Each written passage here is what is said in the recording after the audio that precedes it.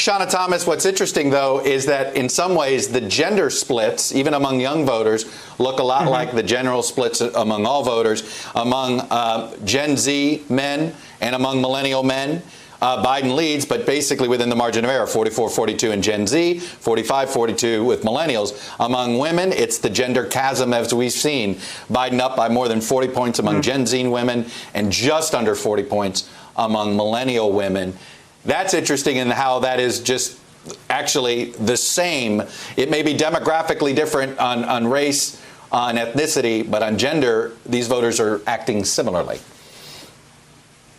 Yeah, it means that in some ways, it seems the message of President Trump has trickled down to the younger voters. I also think that part of what makes this interesting is this sort of the same thing Carrie just said about race in the Republican Party, gender in the Republican Party. If this age group actually thinks of the Republican Party as equates Donald Trump, and I think we can have a longer conversation about what that means if President Trump doesn't win, I think the Republican Party should be really worried about women as well going forward, especially if you also look at 2018 and all the energy and all the women who came into the House of Representatives at that point. It was a diverse group. It was a big group. You're seeing, if you are a young woman and you are seeing that, and then you are also comparing that to the Republican Party, you start to say, okay, is the Republican Party for me? So I don't know how much that will necessarily, I mean, it probably will affect this election a lot, but going forward, the Republican Party is definitely going to have to figure out how do you bring especially young women back into their fold. Yeah, but Carrie Dan, if you're the Biden campaign, you got work to do too.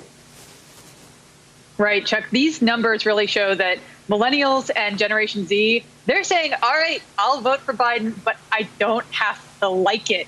If you look at his positive ratings for Biden and Trump, they're pretty much the same. Both candidates are very deeply underwater. Just Donald Trump is much more deeply underwater. I think that's a sign that these younger generations are definitely seeing this as a referendum on Trump, and they're going to pick Joe Biden, but there's not a lot of enthusiasm, not a lot of excitement. And given how much every 4 years, right, Democratic strategists in particular wring their hands about how do we get these voters to come out and vote, the reason it worked for Barack Obama in 2008 was that these younger voters really liked him and had positive feelings about him. That's not really there for Biden.